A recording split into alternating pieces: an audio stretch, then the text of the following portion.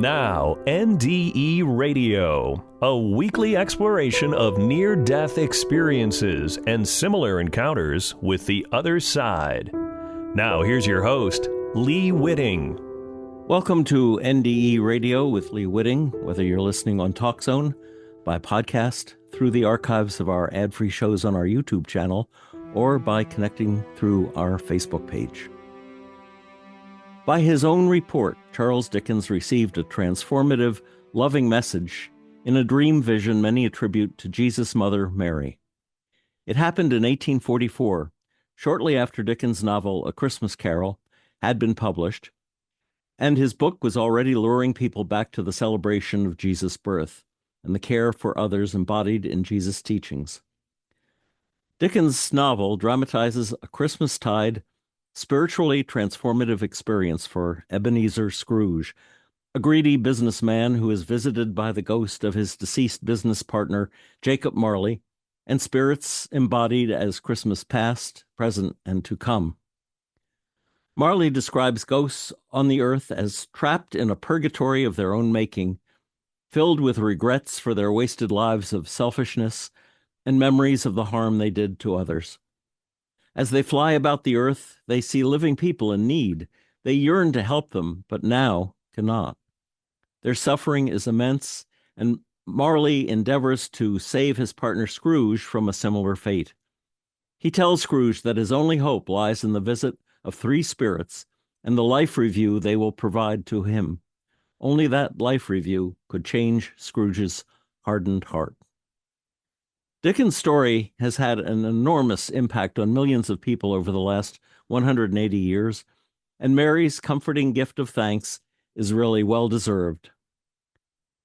So, as folks have dusted off copies of the book, and as in every year about this time, all of the filmed versions of Charles Dickens' A Christmas Carol have been aired again on television. It's an honor Dickens deserves, since it was his writing of The Christmas Carol that almost single-handedly changed the way the British and us came to observe Christmas.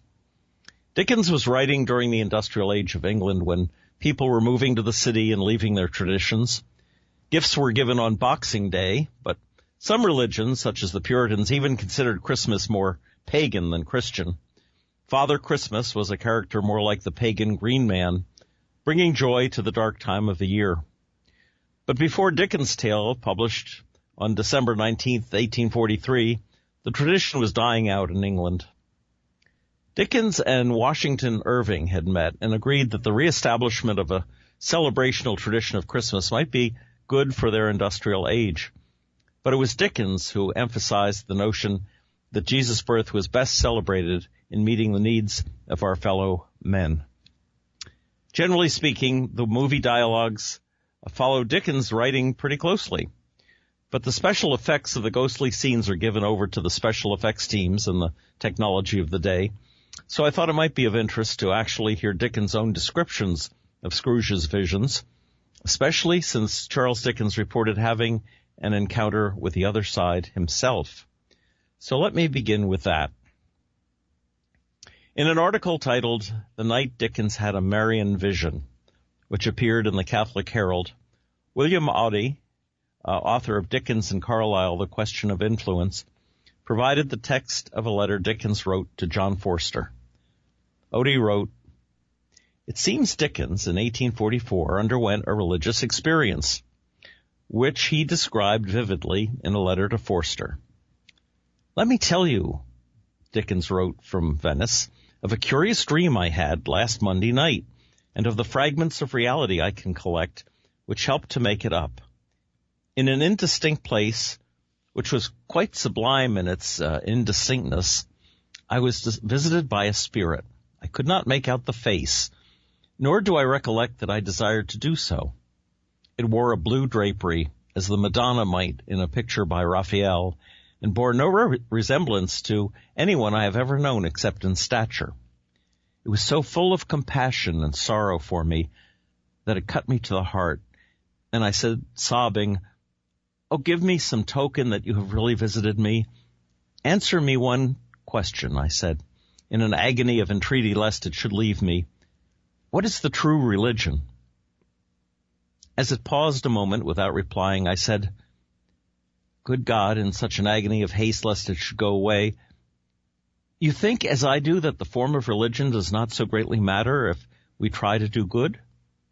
Or, I said, observing that it still hesitated and was moved with the greatest compassion for me, "Perhaps the Roman Catholic is the best? Perhaps it makes one think of God oftener and believe in him more steadily?"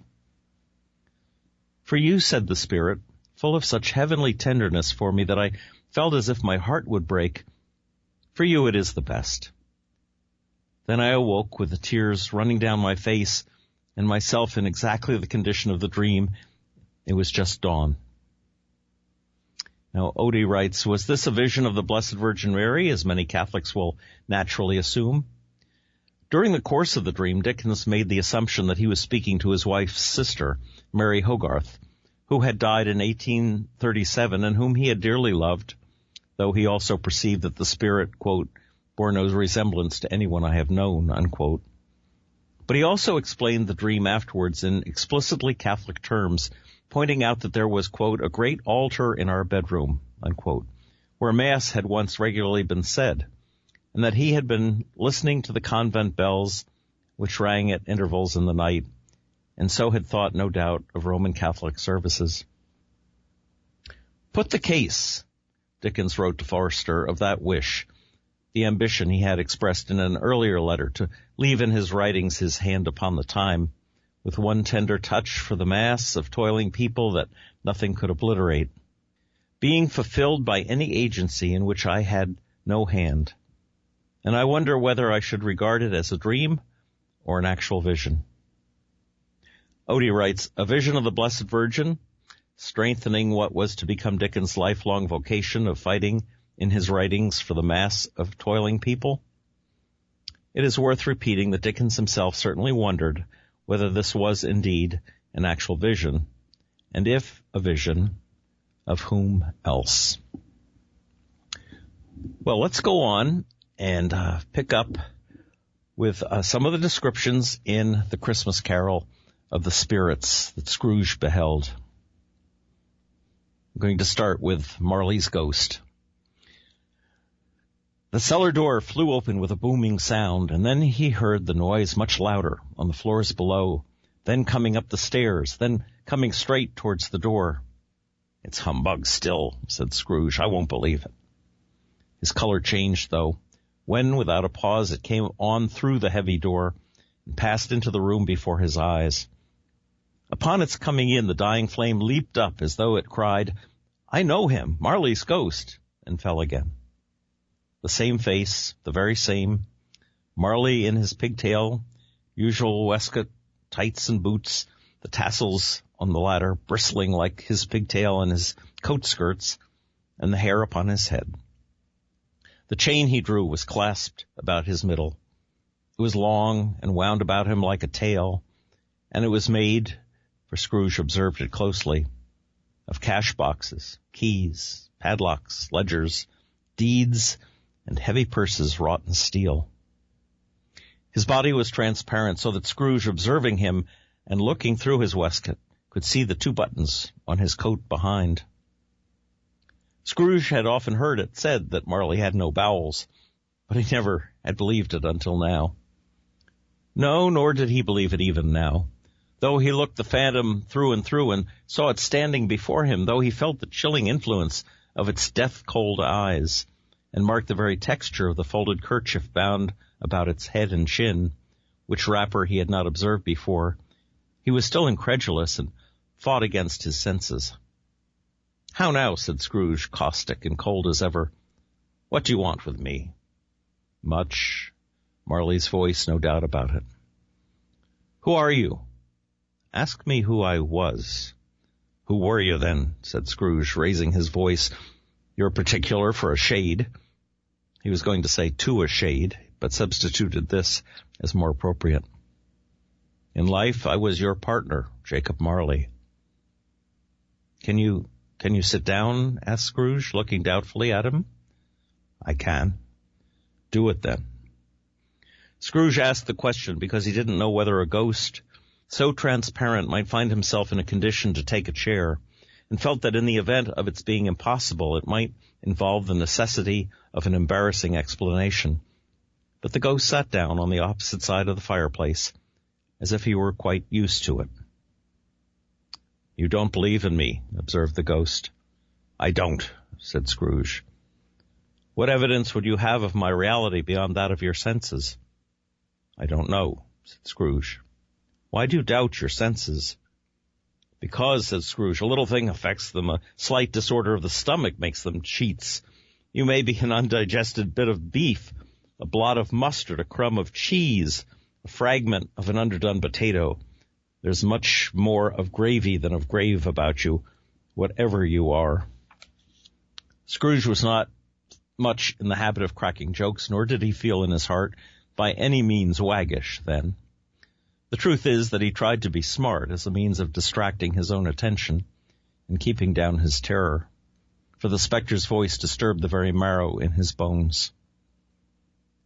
To sit staring at those fixed, glazed eyes in silence for a moment would play Scrooge felt the very deuce with him. There was something very awful, too, in the spectre's being provided with an infernal atmosphere of its own. Scrooge could not feel it in himself, but this was clearly the case, for though the ghost sat perfectly motionless, its hair and skirts and tassels were still agitated, as if by the hot vapor from an oven. "You see this toothpick?" said Scrooge, returning quickly to the charge for the reason just assigned, and wishing, though it were only for a second, to divert the vision's stony gaze from himself. "I do," replied the ghost. "You are not looking at it," said Scrooge. "But I see it," said the ghost, notwithstanding. "Well," returned Scrooge, "I have but to swallow this, and be for the rest of my days persecuted by a legion of goblins, all of my own creation. Humbug, I tell you, humbug." At this the spirit raised a frightful cry and shook its chains with such a dismal and appalling noise that Scrooge held on tight to his chair to save himself from falling in a swoon. But how much greater was his horror when the phantom, taking off the bandage round its head, as if it were too warm to wear indoors, its lower jaw dropped down upon its breast. Scrooge fell upon his knees and clasped his hands before his face. "Mercy," he said, "dreadful apparition, why do you trouble me?" "Man of the worldly mind," replied the host, "do you believe in me or not?" "I do," said Scrooge, "I must. But why do spirits walk the earth, and why do they come to me?" "It is required of every man," the ghost returned, "that the spirit within him should walk abroad among his fellow men and travel far and wide. And if that spirit goes not forth in life, it is condemned to do so after death. It is doomed to wander through the world, oh, woe is me, and witness what it cannot share, but might have shared on earth, and turned to happiness." Again the spectre raised a cry and shook its chains and wrung its shadowy hands. "You are fettered," said Scrooge, trembling. "Tell me why." "I wear the chain I forged in life," replied the ghost. "I made it, link by link and yard by yard. I girded it on of my own free will, and of my own free will I wore it. Is its pattern strange to you?" Scrooge trembled more and more. "Or would you know," pursued the ghost, "the weight and length of the strong coil you bear yourself?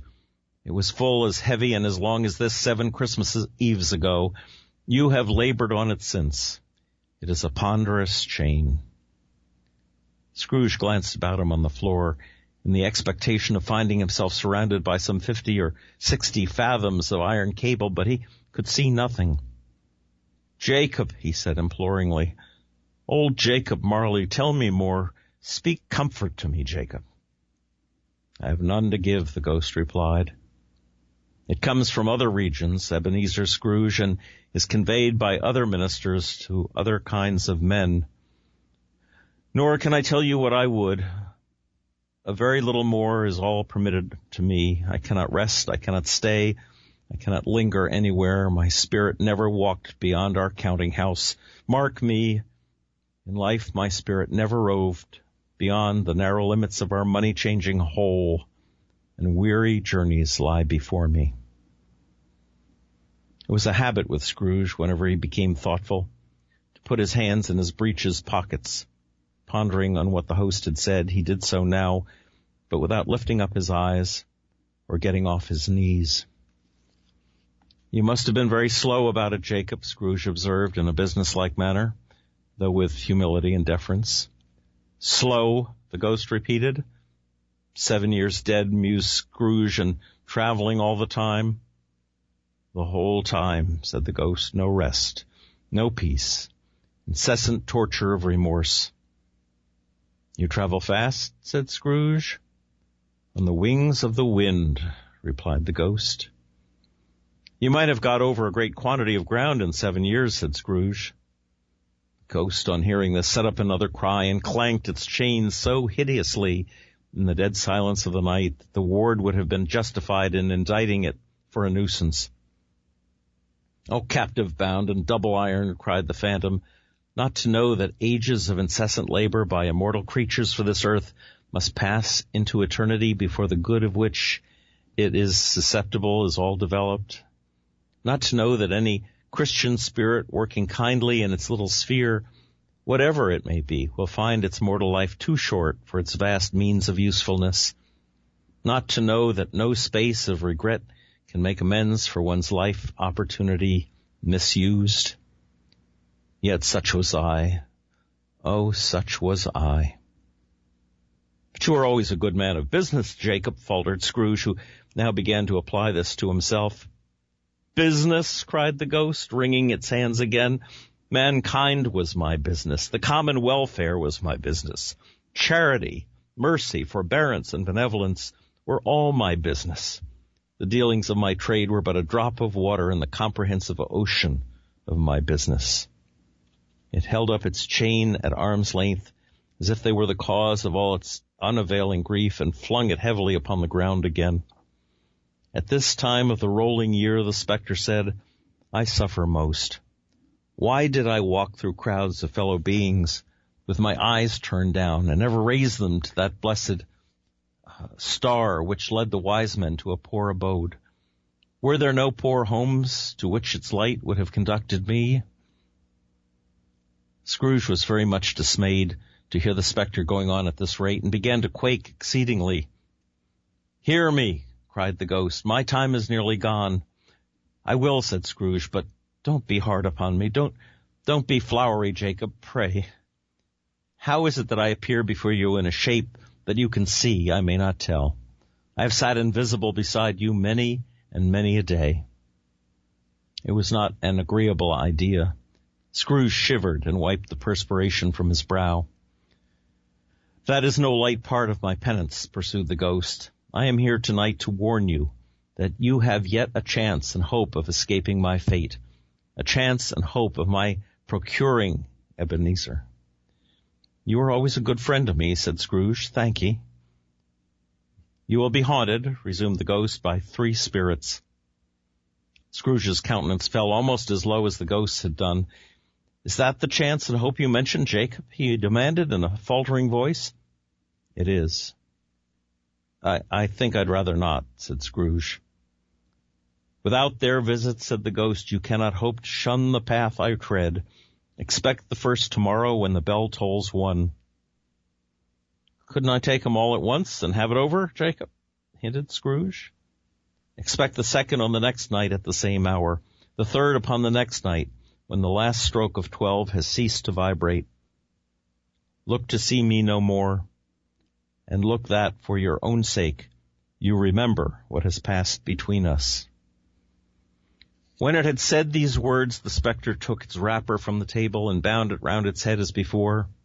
Scrooge knew this by the smart sound its teeth made when the jaws were brought together by the bandage.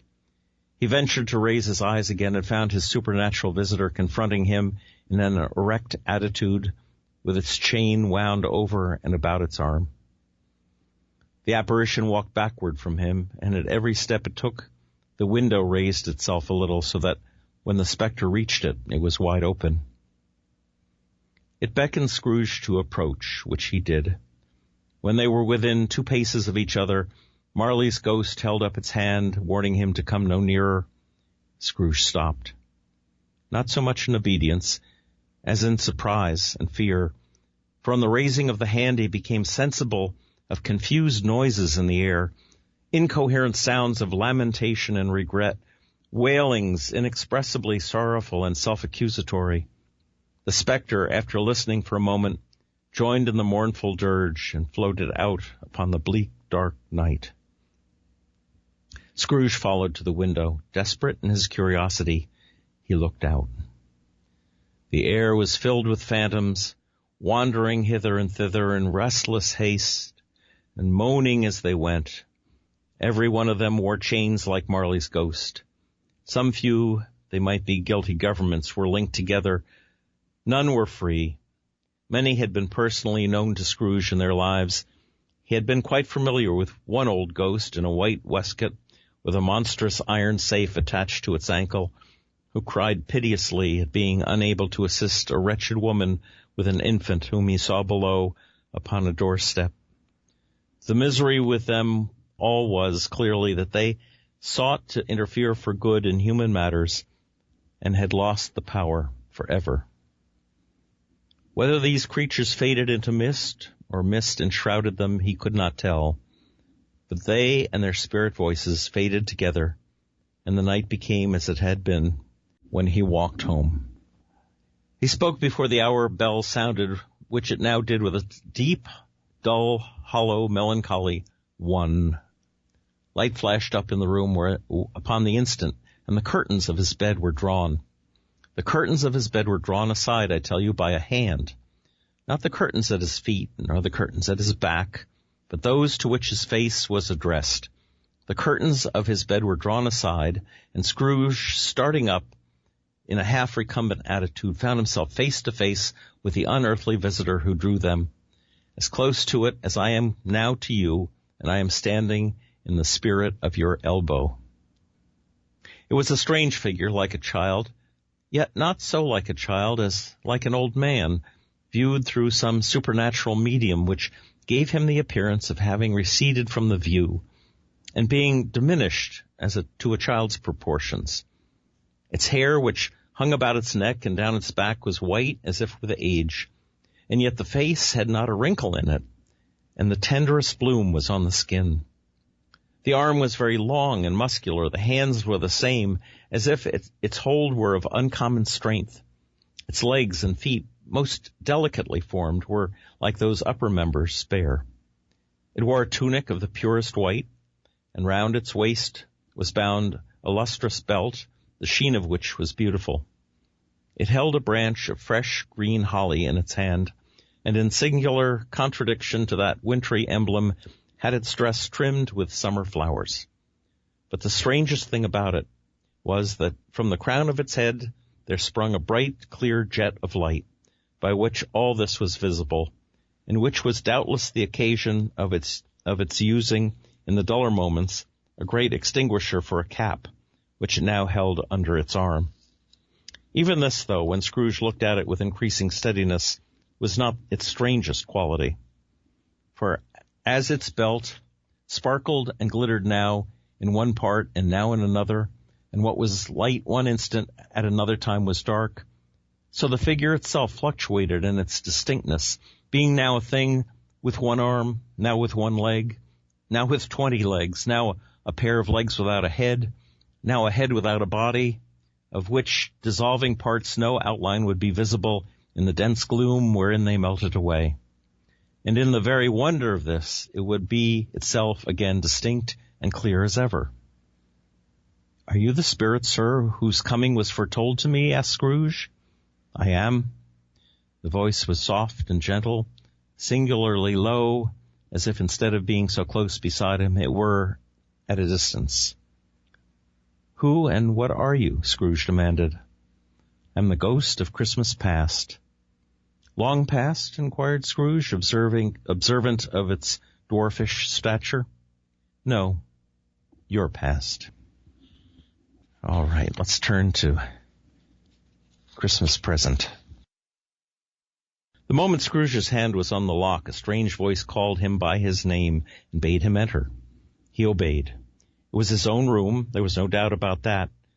But it had undergone a surprising transformation. The walls and ceiling were so hung with living green that it looked a perfect grove, from every part of which bright gleaming berries glistened.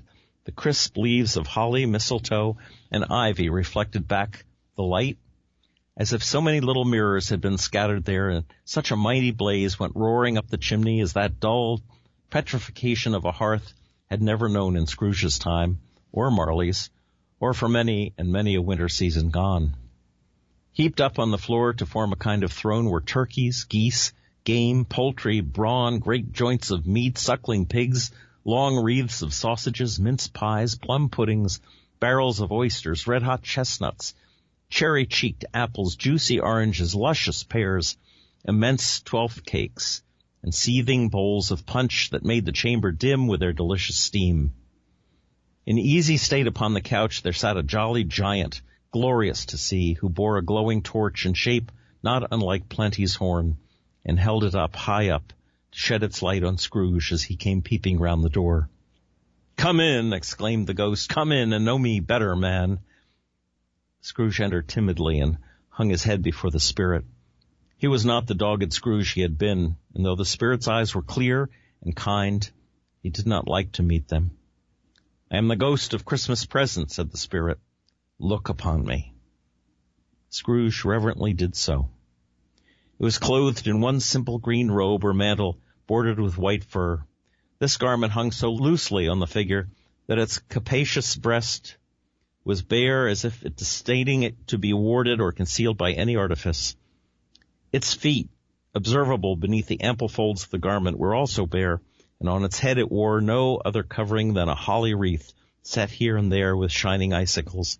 Its dark brown curls were long and free as its genial face, its sparkling eye, its open hand, its cheery voice, its unconstrained demeanor, and its joyful air. Girded round its middle was an antique scabbard, but no sword was in it, and the ancient sheath was eaten up with rust. "You have never seen the like of me before," exclaimed the spirit. "Never," Scrooge made answer to it. "Have never walked forth with the younger members of my family, meaning, for I am very young, my elder brothers born in these latter years," pursued the phantom. "I don't think I have," said Scrooge. "I am afraid I have not." "Have you many brothers, spirit?" "More than 1,800, said the ghost. "A tremendous family to provide for," muttered Scrooge. Of course, those 1,800 were the Christmas presents going back to Jesus' time. We have a couple minutes. Let's see if we can get to the third apparition. Scrooge looked about him for the ghost and saw it not.